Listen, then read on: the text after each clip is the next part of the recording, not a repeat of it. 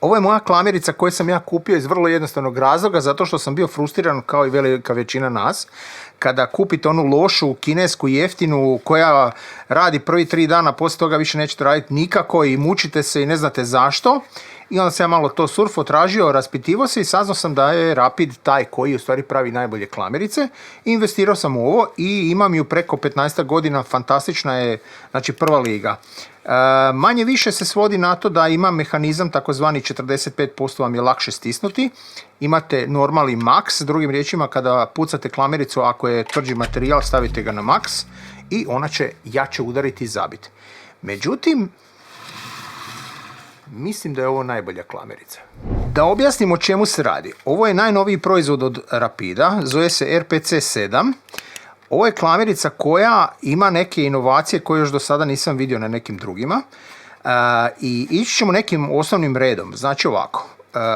Isto tako kao i ova je napravljena od ABS plastike. Znači nemojte misliti zato što je plastika da će brzo pukniti ili ne znam ja šta. Metalni dio, cijeli mehanizam vam je metalni. Unutrašnja ova vodilica je drugačija, što ćete vidjeti zašto kasnije. Ali ima, ajmo reći onako, ponavljaju neke stvari koje su inače radili, a to je da imamo prozor da vidimo same klamerice, da li imamo u pištolju još koju klamericu, znači ima prozor, što je meni super stvar, meni se to jako sviđa, to je jedna od dobrih stvari. Isto tako ima, znači, situaciju tvrdo meki materijal, znači ako imate tu situaciju, 50% je lakše stisnuti, znači to je još jedan od prednosti ovoga alata, ali sad idemo na onaj čarobni dio. Čarobni dio se zove da ova, za razliku od ova može primati takozvanu 53. Ja sam bio rekao svima koji žele kupiti klamiricu, kupite klamirice, znači kupite ovakav alat koji podržava tip 53. Tip 53 je najrasprostranjeniji, najjednostavnija, najjeftinija, najlakša za nabaviti i ujedno to je ona koja odradi, ja mogu slobodno reći, 80% poslova. Znači imate ju od 6 do 14 dubine, bez brige, sve možete riješiti. Ali kod ove imamo 7 različitih klamerica u jednom. Znači 7 različitih može raditi. Fantastičan, ajmo reći, univerzalac. I ja ću sad malo zoomirati da vidite u čem je caka. Znači imate označeno prvu grupu, imate drugu grupu označeno. I obratite pažnju na ovo žuto malo. Ako izvučete ovo i okrenete ga za 180 i lijepo ga vratite nazad, ovo žuto se prebaci gore. Znači sada ona radi za ovu grupu klamerica. Znači podržava ovu grupu. Kada ja sad to vratim, okrenem opet sa 180, vratim nazad na mjesto, lijepo da legne, ništa ne ide na silu, ne morate se bojati, jako lagano, jako jednostavno. Sada radi za ovu grupu klamerica. I sad da objasnim, znači ja ću ih staviti na ekran da vidite te njihove simbole, ali ujedno imate njihov oblik. Znači 140, 13 i 53 su pod navodnicima klasične, znači to je taj oblik slova U i to je manje više klasika koju ćete najviše koristiti. Ali s vremena na vrijeme svako od nas bi želio u stvari još koristiti recimo ove zaobljene. Da razumijete, ove zaobljene 7 i 3 šestica su vam u stvari specifične za kablove. Odlična stvar ako hoćete nekakve kablove prikačite za nekakvu gredu, staviti božićnu rasvjetu ili nešto tako slično. Fantastična stvar, znači da se ne mučite tap, na brzinu riješite problem. Ujedno, tip 8 i tip 9 su u stvari čavli. Znači, osmica kao što možete vidjeti je čavao sa glavom, dok je 9 bez glave, to se koristi većinom u okvirima za slike i tako dalje. Znači, možete koristiti sa ovom jednom. Znači, u jednom alatu, što se kaže u ladici, imamo 7 različitih klamerica možemo koristiti. Fantastična stvar. Međutim, manje priče, više rada. Idemo to testirati. Znači, u ovome normalno imam 53. Izvadit ćemo 53 iz ovoga. Alat je trenutno namješten, znači da može 53. Otvorit ćemo, ubacit ćemo ga, znači stisnuti i 53 ide bez problema. Međutim, napravit ćemo ono što većina radi sa klamericima, a to je klasično recimo tapaciranje.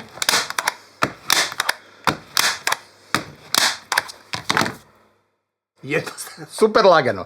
Znači super lagano. Idemo sad namjerno probiti. Znači stavio sam na plus.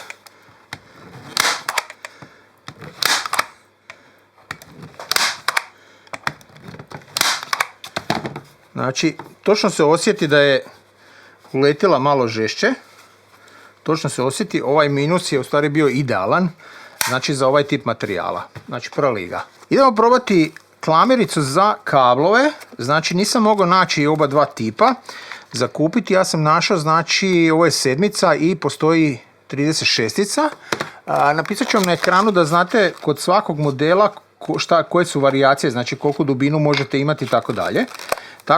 Tako da sad idemo, znači, pokušati sa tom 7 napraviti. Samo da vidim, znači piše 7, moramo okrenuti. Znači okrećemo za nju, guramo, stavimo, tako je. Guramo to. Sad da vidim jesu oni napisali da li se... A ne, vidim. Znači... Dobro, ajmo neki kabel staviti. Znači... Ovo krasno radi. Da pokažem jedan detalj samo prije nego što udarim još koji puta. Znači, samo malo. Znači, hoću da obratite pažnju. Dizajniran je, jer oni kažu Fi6 kabel. Znači, dizajniran vam je da taj kabel fino legne. Dobro, obratite pažnju, ne znam koliko će se moći vidjeti. Da on legne i da ga fino udarite. Znači, stvarno je... Ćao, brate, di si bio kad sam ja... Ovo je proliga. Ovo mi se jako sviđa. Znači, ova 30, ta 7, znači za kablo je stvarno proliga. Da, i ovo je dubina 14. Već hoću pokazati još jedan detalj da znate šta radi ta 7 i isto tako ona druga. Ja ne znam koliko će se moći vidjeti na kameri, ali ja ću njihovu sliku staviti da vidite šta radi. Znači, ona je malo drugačije odrezana. S jedne strane je na jednu stranu, s druge na drugu, da bi bolje se zaglavila kad udari. Sljedeće što ćemo isprobati, to su čavlići. Oni kažu da se oni moraju staviti tu lijevo. Znači, kao da ih tu gurnete uz ovu stranu. I sad ih normalno postavljeno je, znači, za čavliće. Tu. I...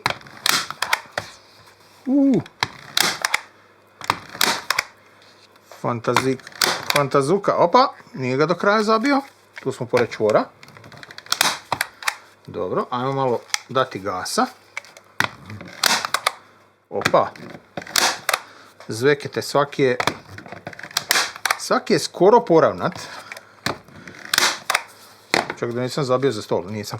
Kao što možete vidjeti, ovaj jedini nije. Ovaj jedini nije tu kod čvora, ali zato ostali su vrlo malo strše, vrlo malo, čak i ovi u tkanini, vrlo malo strše.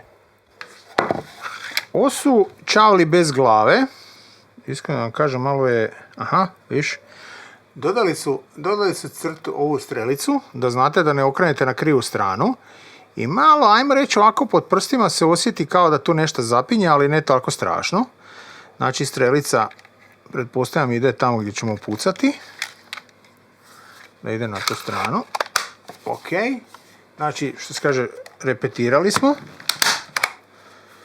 Znači, čavlić bez glave, skoro u materijal do kraja. Ali mene zanima, kada bi ja htio nešto fancy šmenci, bome ostao stršat. Ajmo ga dodati gasa.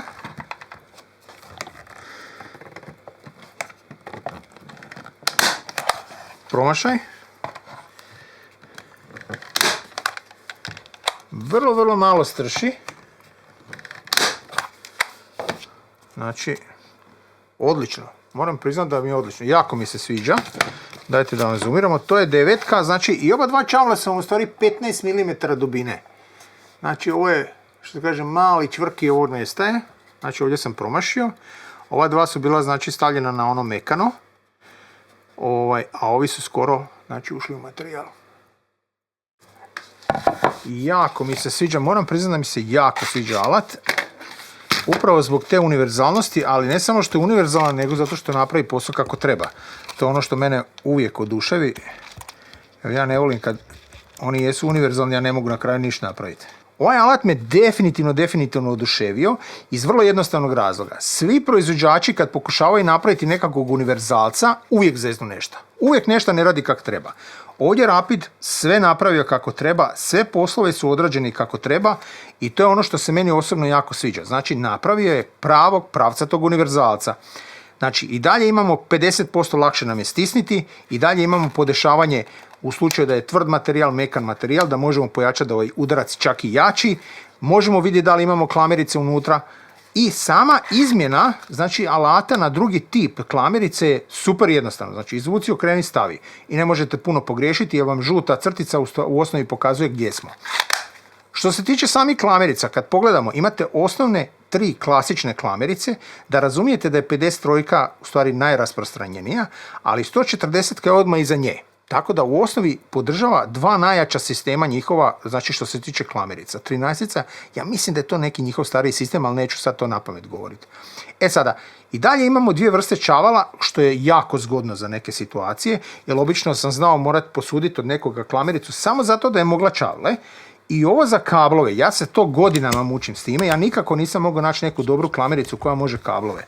Imati da mogu ovako učvrstiti kablove po radioni. To je meni san snova. Znate vi koliko se ja vremena uštedim samo na ovo? Tap, tap, tap i meni kablovi stoje tamo gdje ja hoću.